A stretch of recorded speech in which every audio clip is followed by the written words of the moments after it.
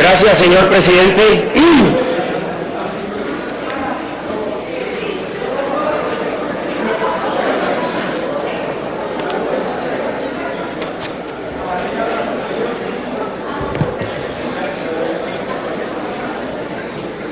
Le pido por favor al Senado de la República, Armando, cerrar la puerta, no dejar que ingresen asesores, solo ministros generales, y al Senado poner atención a la ponencia de archivo del senador Jaime Amin. Senador Jaime Amin, tiene usted el uso de la palabra.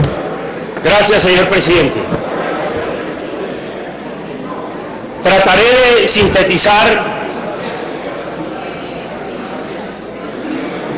para los colombianos las preocupaciones que le han asistido al Centro Democrático en el desarrollo del proceso de paz con la FARC. A nuestro juicio,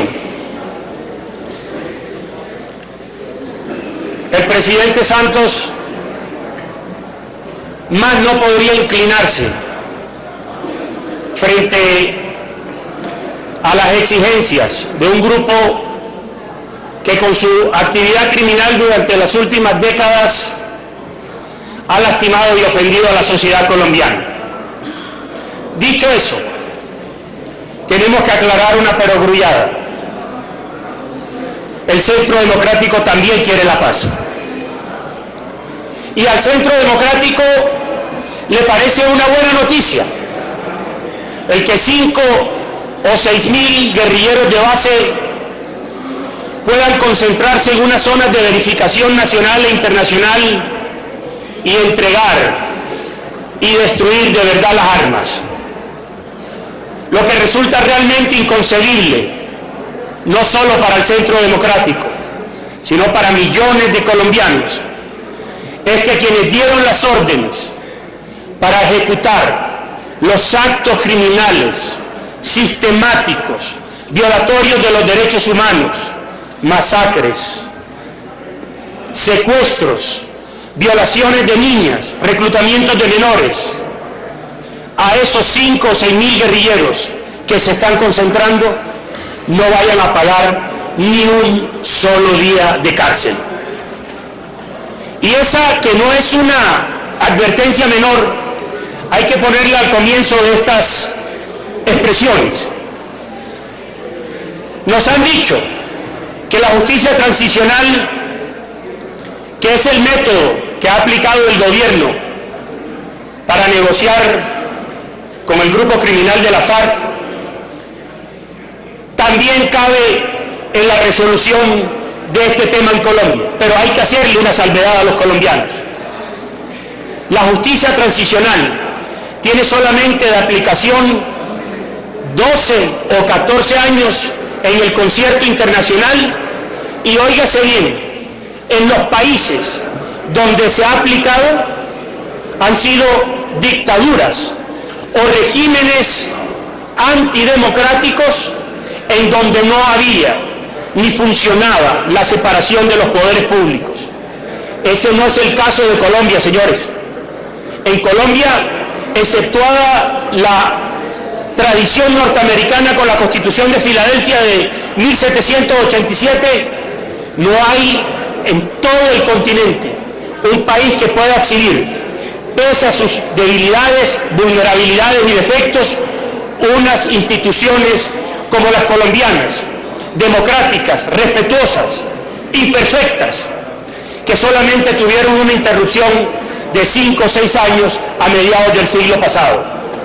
Aquí funcionaba la justicia, de alguna manera, imperfecta totalmente, pero aquí había un órgano jurisdiccional que pasa, a partir de la aplicación del modelo de justicia que está aprobando este Congreso, inmediatamente al congelador. Quiero decirle al país que hace 6 o 7 meses, en un debate sobre presupuesto en la Comisión Primera, presupuesto de la rama judicial, en la Comisión Primera del Senado, acudieron allí las altas cabezas de los poderes jurisdiccionales colombianos, presidentes del Consejo de Estado, de la Corte Constitucional, de la Corte Suprema de Justicia y el Fiscal General de la Nación. Después de discutir 6 o 7 horas con la Comisión Primera del Senado los propósitos presupuestales para el año venidero que está en curso, yo pedí una interpelación para decir, con algo de estupor y sorpresa, si era que esos altos representantes de los poderes jurisdiccionales en el país no se estaban dando cuenta frente al tranvía que venía de La Habana y que los mandaba literalmente al congelador. Así de sencillo les dije, señores presidentes de las altas cortes, no se han dado cuenta que ustedes van a pasar por cuenta de la aplicación de la justicia especial que planea el gobierno como consecuencia de los diálogos con la FARC al congelador. No dijeron una sola palabra. A las 2 de la tarde el presidente Santos por primera vez llamó a la magistrada Margarita Cabello, presidente de la Corte Suprema de Justicia, a Palacio, para compartirle lo que el gobierno estaba pensando frente al modelo de justicia que se iba a aplicar para la FARC, dejando a un lado y por completo a la justicia ordinaria colombiana. Vino lo que todo el país conoce. Se negoció una tras otra las concesiones que el grupo criminal de la FARC iba exigiéndole a un gobierno tibio, a un presidente timorato, engolosinado con el Nobel de Paz que finalmente se lo otorgaron. Y eso es otro capítulo que este país deberá conocer frente a negociados que empresarios noruegos directamente relacionados con el comité, como lo han denunciado algunos medios independientes de prensa, tenían intereses en Colombia. Pero eso es otro capítulo en el cual yo no me voy a detener. Solamente para advertir que un tiempo después, esos mismos altos dignatarios de la justicia, y por aquí veo a quien va a fungir como nuevo director de la cartera de justicia, el ex magistrado Gil, del Consejo de Estado, y escuchamos nosotros al presidente del Consejo de Estado tardíamente hacer un reclamo de que las competencias en materia de responsabilidad del Estado, de indemnización y de reparación, se las estaban quitando, eso sí, en sus narices al Consejo de Estado para trasladarlas a este Tribunal Especial de Paz. También escuchamos, no tan tardíamente, expresiones de desavenencias jurídicas bien fundamentadas de la doctora Margarita Cabello, diciendo que le parecía un despropósito que pusieran por encima de la organización jurisdiccional colombiana un tribunal que de arrancada no se sabía a qué rama del poder público pertenecía, que volaba de cuajo, oigan bien, la institución procesal garantista de la cosa juzgada, y vamos a aplicarla con un ejemplo. Este Tribunal de Paz, que es un esperpento, que es un Frankenstein, que es un invento hecho a la medida de la impunidad del traje de la FARC, solamente que el sastre que cosió los hilos de ese vestido hecho a la medida de los criminales fue nada más y nada menos que el primer magistrado de la nación. Y le quedó perfecto, le quedó impecable a la FARC. Y ese, le ruego, señor presidente, que... Le pido por favor a los senadores escuchar al orador que les está dando. Hay un salón social afuera para los que no quieran escucharnos. Y el ejemplo clásico de lo que va a ser la Justicia Especial de Paz está dado en estos dos ítems. El primero de ellos, descuartiza por completo la institución procesal sagrada del derecho colombiano que se llama la cosa juzgada. Hoy en día, ningún colombiano puede tener la seguridad de que cuando acudió a los operadores de justicia para que le resolvieran un caso y agotó las instancias judiciales correspondientes, haciendo tránsito a cosa juzgada esa decisión judicial, pueda ser reabierto por este Tribunal Especial de Justicia, en materia fiscal, en materia disciplinaria, en materia administrativa, en materia penal. Todos los procesos que el Tribunal Especial de Paz considere que deben ser revisados, no importa en qué tiempo, serán reabiertos.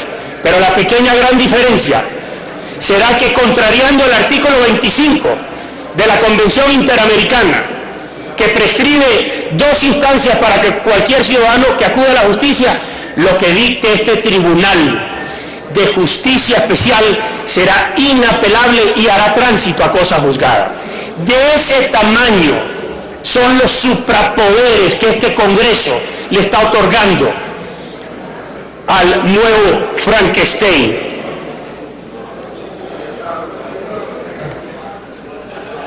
Este presidente se eligió postizamente con unas banderas, arropándose vergonzosamente en ellas, las de la seguridad democrática, y se reeligió tramposamente en un debate que este Congreso y esta democracia todavía están exigiendo: conocer de dónde salieron votos hasta debajo de las piedras para Juan Manuel Santos en el 2014, ahora viendo con financiación extralegal de empresas corruptas como Odebrecht, que serán harina de otro costal y no de este debate.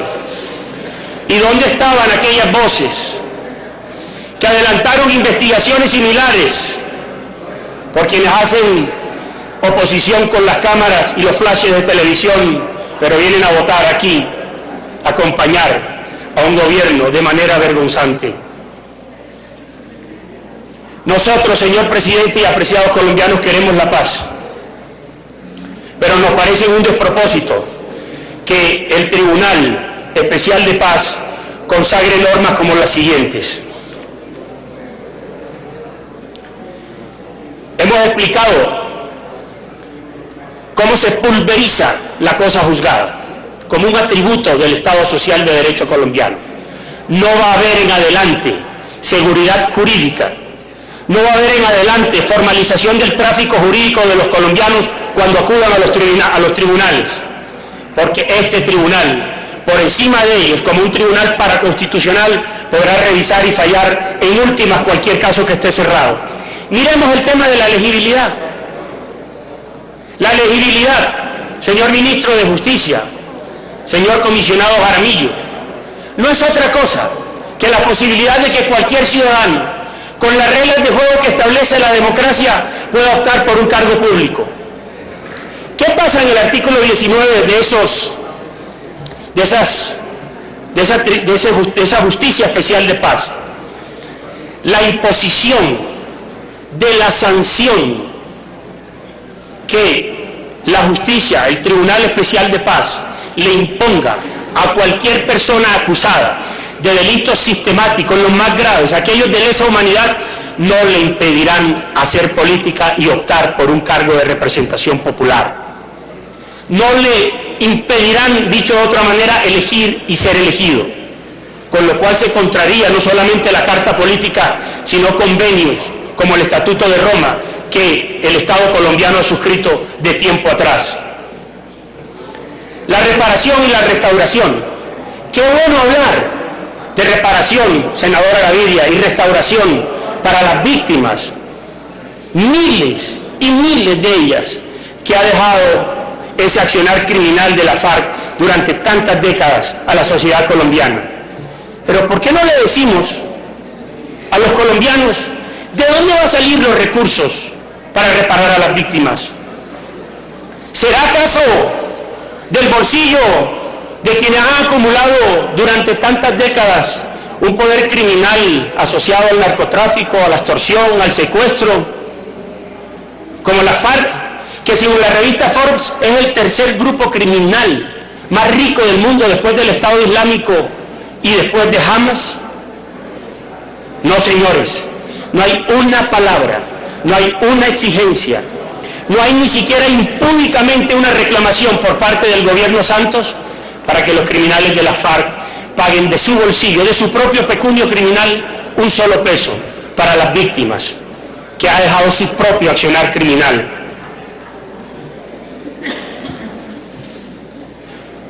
Yo llevé a Luis Carlos Galán a mi universidad.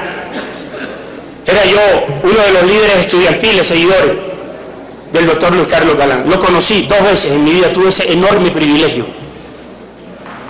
Supimos, los colombianos, que apreciamos la estela vital del doctor Galán, lo que él hizo de manera honesta, valiente, frentera, por sacar al país del marasmo en el que se encontraba, con los carteles del narcotráfico haciendo fiesta con la democracia colombiana. Y el país vio cómo, con su propia vida, defendiendo los ideales por los que tanto luchó, enfrentando valientemente al cartel de Medellín, enfrentando valientemente todas las formas y organizaciones delincuenciales, ofrendó su vida por esta democracia. Era entonces el narcotráfico el rey, no de burlas, sino que se paseaba orondo por todos los 4 rincones de Colombia, por todos los estamentos, incluyendo el de la política. Y Galán, patrimonio moral de Colombia, ofrendó su vida por esos ideales. ¿Qué pensaría hoy en día, 3 décadas después, el inmolado dirigente, de ver cómo incluso personas muy cercanas de su propia sangre no dicen nada, ni una sola palabra, frente a cómo se ha deslizado por la hendidura de la puerta de la democracia colombiana el narcotráfico como delito político? ¿De qué estamos hablando, señores? ¿Dónde quedó la ofrenda en su propia vida de Luis Carlos Galán? ¿Dónde quedó aquella de don Guillermo Cano? ¿Dónde quedó aquella del magistrado Carlos Valencia Goekel o del coronel Valdemar Franklin Quintero?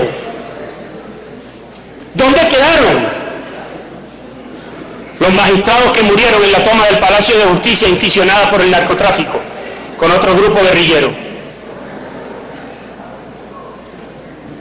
Rodrigo Lara Bonilla, otro mártir que hasta con su propia vida pagó por los ideales, y hoy vemos a vástagos de ellos con representación política no diciendo una sola palabra frente a lo que le va a representar a esta democracia, de darle el crédito, de darle el paso como delito político asociado al narcotráfico. Señores, eso es un precio demasiado alto que está pagando esta sociedad. La extradición, una herramienta tan útil para combatir los delitos transnacionales, también pasa al cesto de la basura, como una ofrenda que en este caso le hace el presidente Santos al mayor cartel de cocaína del mundo. Pongan cualquier ejemplo para que el país entienda que el presidente Santos lo único que habla es respecto de la punitividad de estas 303 páginas de La Habana basura, y lo voy a demostrar con un ejemplo. Cuando el Centro Democrático habla de la total ausencia de sanción punitiva en el acuerdo con la FARC, se refiere a que, por ejemplo, el señor Timochenko al parecer tiene 800, 700 años, 500 años de cárcel por pagar, dictado por jueces y tribunales colombianos. ¿Qué tiene que hacer el señor Timochenko para no pagar un solo día de cárcel? Una cosa muy sencilla, ahí está, en las 303 páginas del acuerdo: confesar, asumir la responsabilidad de que efectivamente esos delitos que le endilgan se cometieron bajo su responsabilidad o corresponsabilidad, como cabecilla de un grupo criminal. Yo pregunto, ¿dónde están Yo tengo aquí en este mismo salón, los estoy viendo, compañeros míos de la Comisión Primera de la Cámara, doctor Delgado, que fueron miembros como yo de la Comisión Primera de la Cámara en el año 2002, que votamos, como lo hice yo selectivamente, la ley 975, doctor Velasco, usted era mi compañero de comisión, la ley 975 de Justicia y Paz, que fue un marco imperfecto para abrir un espacio de negociación con quienes tanto lastimaban y agredían al pueblo colombiano, paramilitares o guerrilleros. Yo sí tengo autoridad moral para hablar contra los guerrilleros y contra los paramilitares, porque voté esa ley. Y la voté selectivamente, podrán revisar los anales del Congreso de la República. Y yo recuerdo, lo hablábamos con el doctor Roberto Camacho, difunto, que murió trágicamente. Yo recuerdo cuando, decretado ese marco normativo de hasta 8 años de cárcel efectiva en establecimiento de reclusión vigilado por el IMPEC, las voces que se alzaron con justicia inclusive en este país para demandar mayor cárcel para esos criminales, porque quizá no merecían 8 sino 80, pero en aras de negociar que pagaran algo de cárcel, que les diera vergüenza con el país por los crímenes y por las ofensas. Y hubo editorialistas, y hubo columnistas, y hubo académicos, y hubo librepensadores en el país que dijeron, es muy poquito. ¿Hoy dónde están esos académicos y esas voces y esos librepensadores que no dicen, doctor Serpa, una sola sílaba frente a la impunidad total de los crímenes de la FARC? Allá eran 8 años. Yo mismo creo que merecerían 80 o 50 o 70, porque son criminales los unos y los otros. Yo no hago distinción de ninguna clase. Pero qué tristeza que este presidente haya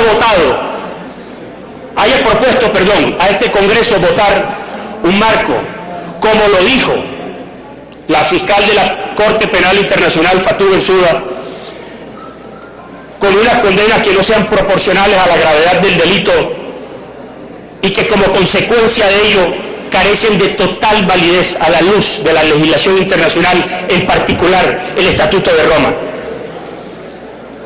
Y también hubo una voz muy crítica que no provino del Centro Democrático. Estamos hablando del director de Human Rights Watch, el doctor Vivanco, doctor Roy Barreras, que dijo que este era un simple acuerdo de impunidad. Y antes de pronunciar esa frase categórica, lapidaria, había dicho que lo que contenían esas 303 páginas antes del 2 de octubre, cuando el pueblo colombiano votó en contra de ese acuerdo, era un sainete completo de impunidad. Palabras de Vivanco, que no propiamente una persona cercana al Centro Democrático. Miremos qué ocurre con la tutela. La tutela es una garantía procesal que viene con uno de los máximos trofeos ciudadanos de la Constitución del 91. Esa tutela sería, consagran las páginas de la Justicia Especial de Paz, el único mecanismo judicial que pudiera contravenir una decisión de este Tribunal de Paz. Pero ¿cómo opera esa tutela? Para que la tutela, no como un mecanismo de impugnación que existe en la legislación, sino de revisión, con lo cual le cambia el doctorato en la naturaleza, proceda contra una decisión del Tribunal de Paz, tiene que ser revisada por 4 magistrados, 2 del Tribunal de Justicia Especial y 2 de la Corte Constitucional, y tiene que haber unanimidad. Yo pregunto, ¿qué magistrado de estos que van a conformar el Tribunal Especial de Justicia, muchos de los cuales ya han sido categorizados con una ideología claramente de izquierda, y así van a administrar justicia, con base en la vindicta y no con base en el derecho? Pensaríamos que estos 2 magistrados que van a tener que revisar una tutela van a reversar su propia decisión. Nunca va a haber uniformidad para escoger una tutela. Y si llegara a ocurrir eso, es decir, que los 4 magistrados, 2 de la Corte y 2 del Tribunal, se pongan de acuerdo, tiene que ir a la Corte Constitucional para que la revise. Y si la Corte Constitucional en su sabiduría e independencia revoca una decisión por una vía de hecho del Tribunal Especial de Justicia, este mismo acuerdo lo vuelve inocuo, porque dice que no la invalidará, ni la anulará, ni la podrá dejar sin efecto. Yo me pregunto, ¿para qué entonces la tutela? Honorable senador Manuel Enríquez, ¿para qué la tutela? Si va a ser un acto jurídico, una acción jurídica que no va a tener ninguna validez. Los militares. Aquí en este salón, cuando estábamos afuera del Centro Democrático, en un ejercicio legítimo, como le dije al ministro Cristo, no vergonzante, sino legítimo, porque si algo tiene que distinguir a este partido frente al país, es precisamente que es la bancada más disciplinada. Aquí en este salón, un militar, cuando me vio entrar a buscar algo a mi curul, me dijo: estaría muy contento de que nos acompañara con su voto. Y yo le dije: no me ponga, oficial, en la actitud de humillarlo con mi voto, de humillar el uniforme militar con mi voto. Porque para nosotros, señor general Rodríguez del Ejército, para nosotros el uniforme verde oliva se respeta. Para nosotros el uniforme verde oliva que portan nuestros hombres es sagrado. Para nosotros el uniforme de camuflado de las fuerzas militares es totalmente diferente al uniforme de camuflado que se pone en la FARC para agredir al pueblo colombiano. No toleramos esa similitud. Y tengo que decirlo como ciudadano, no como senador, que me avergüenza la actitud de algunos de los altos oficiales de mi ejército de Colombia frente a este estropicio de normas que han logrado consagrar atónitos la unidad nacional y el gobierno Santos. El uniforme se respeta, tiene un valor superior. A este uniforme no le han podido colgar ustedes, porque además no les estaba permitido, como institución, la Paloma de la Paz. Eso déjenselo a la ciudadanía. Ustedes sigan luchando como misión constitucional por preservar la vida y la honra de los ciudadanos colombianos. Por eso no estuvimos nunca de acuerdo con comparar la función misional constitucional de las Fuerzas Armadas, doctor Jaramillo. Usted que ha sido también articulador de esa política de comparar a los criminales terroristas con nuestro ejército. No podemos tolerar que en gracia de discusión se iguale la función constitucional de nuestros militares con la función perversa de subvertir el orden por parte de la guerrilla de la FARC. Y eso no quiere decir de ninguna manera que nosotros prohibimos la impunidad en el ejército. Aquel soldado que deshonre el uniforme tiene que recibir la más severa de las sanciones, pero bajo unas causas y con unos procedimientos establecidos en donde no se igualen con quienes tanto daño le han hecho a la sociedad colombiana. Quiero decir a propósito, señor presidente, del Estatuto de Roma, que ha sido una gran discusión.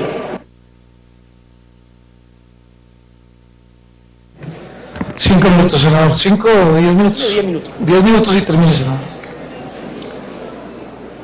Una gran discusión que hay frente a la incidencia de la Corte Penal Internacional en el tratamiento y juzgamiento de nuestros militares. Ha dicho, contrario a algunas voces oficiales y de la propia criminalidad, la Corte Constitucional ha dicho que el Estatuto de Roma no hace parte del bloque de constitucionalidad. Y cito solamente 3 sentencias. La 290 del 2012, que dice que no todo el texto del Estatuto de Roma hace parte del bloque de constitucionalidad. La C801 del 2009 y la C578 del 2002. Nosotros vamos a seguir insistiendo en que, y lo verán los colombianos como un argumento en la campaña electoral que adelantaremos en este año que ya se asoma, nosotros vamos a seguir oponiéndonos al manto de impunidad que consagran estas 303 páginas. Al mismo tiempo, le anunciamos al país, como amigos de la paz, pero enemigos de la impunidad, que de ganar la presidencia uno de los nuestros y con una bancada fuerte en el Congreso de la República, examinaremos todo aquello que, contrariando la lógica y la Constitución política de Colombia, este Congreso y este Gobierno aprobarán, llevándose de cuajo la institucionalidad del país. Vamos a revisar todos los puntos, vamos a apelar al poder ciudadano, vamos a ir a la calle, vamos a ir con estos argumentos a que el Gobierno nacional no se vuelva a robar la decisión popular como la del pasado 2 de octubre o no se vuelva a robar descaradamente unas elecciones como la del 2014. Nosotros tenemos ese propósito político en este año electoral. Y quiero, señor presidente, terminar con algunas expresiones. El 20 de octubre del año 2000, el ciudadano Juan Manuel Santos escribía lo siguiente: otro perjuicio, no económico, pero enorme, de los referendos se puede presentar en el proceso de paz, porque en cierta forma lo puede estar desplazando. Si se acude al pueblo sobre estos temas, antes de 2 años no podrá repetirse el mismo procedimiento. Y desde el punto de vista jurídico, como de todas maneras a los referendos los va a tumbar la Corte Constitucional, así lo vaticinan la mayoría de los juristas, todo este desgaste será en vano y el pueblo acabará no solo frustrado, sino mucho más pobre. 17 años después, el ciudadano Juan Manuel Santos, como presidente de la República, no tiene el menor empacho, arropado en su vanidad personal y en su premio Nobel, de robarse descaradamente unas elecciones y una decisión legítima como la del 2 de octubre pasado, contrariando incluso el mandato de la sentencia 309 de septiembre de ese mismo año, que le dijo a él y le prescribió cuál era el camino a seguir en caso de ganar el no. Le dijo, y ahí está sucintamente en la parte resolutiva de la sentencia de la Corte, que de ganar el no tenía la obligación el presidente Santos de volver a negociar otro acuerdo y ponerlo en consideración de los colombianos. ¿Qué diferencia 17 años después, cuando era director de la Fundación Buen Gobierno? Ahora lo que está haciendo es uno pésimo, de enormes consecuencias para el futuro democrático del país. Y hace 17 años escribía el ciudadano Néstor Humberto Martínez Neira: la pregunta entre nosotros es obvia. ¿Puede la política criminal del país seguir avanzando en la concesión de beneficios a la delincuencia cuando la sociedad se siente cada vez más amenazada por el terrorismo, el secuestro y el narcotráfico? Colombia nunca podrá derrotar el delito, pese a los ingentes esfuerzos del gobierno y de la Fiscalía, si seguimos en la feria de las rebajas, que es la feria de la impunidad. La razón es obvia. El delito es rentable en las sociedades en las cuales las penas son mínimas y la probabilidad de castigo baja. Es la teoría del Nobel Becker a propósito de los incentivos y desincentivos para delinquir. Hoy, 17 años después, el ciudadano Néstor Humberto Martínez Neira funge como fiscal general de la Nación. Y nosotros queremos darle el voto de confianza de que las preocupaciones por la gravedad y por el tono en que él mismo las ha expresado, la dependencia que él regenta como máxima cabeza del poder de instrucción criminal en el país no ceje en el empeño en que estas 303 páginas de ese famoso nuevo acuerdo del Teatro Colón no se conviertan en un salto al vacío para las próximas generaciones de colombianos. Nosotros, señor presidente y señor ministro de la Defensa, nosotros, desde el Centro Democrático, el país habrá advertido que no han sido caprichos, que no han sido sucesos ilógicos lo que han movido el querer de este partido, advirtiéndole a la sociedad colombiana el enorme daño que Juan Manuel Santos, con la complacencia de un Congreso eunuco, absolutamente cesado en sus funciones, notario para el servicio del Ejecutivo, le represente al país la destrucción de la democracia. Porque el mayor triunfo que ha obtenido la guerrilla criminal de la FARC lo hizo sin disparar un solo tiro, sin disparar una sola bala. La guerrilla criminal de la FARC sometió las instituciones colombianas y subvirtió por completo una tradición rica, plasmada en una constitución que solamente tiene 27 años de vida y que pasa a la caneca de la basura. Con esa advertencia, señor presidente, yo le voy a solicitar una dispensa para que la ponencia que he tratado de explicar de una manera muy sintética y que recomienda el archivo de este adefesio jurídico sea tenida como constancia para los anales de la historia constitucional colombiana. Quiero decir yo de que el partido no puede acompañar de ninguna manera y bajo ninguna circunstancia la aprobación de este orangután que además por vía de fast track despedaza por completo, repito, la Constitución Política de Colombia. Por eso le solicito al señor secretario que quede como constancia esta proposición de archivo de la Justicia Especial de Paz, y el partido político que nosotros representamos se tomará la decisión de no acompañar este procedimiento ni la decisión que el Congreso de la República va a tomar para mal de la democracia colombiana. Muchas gracias, señor presidente.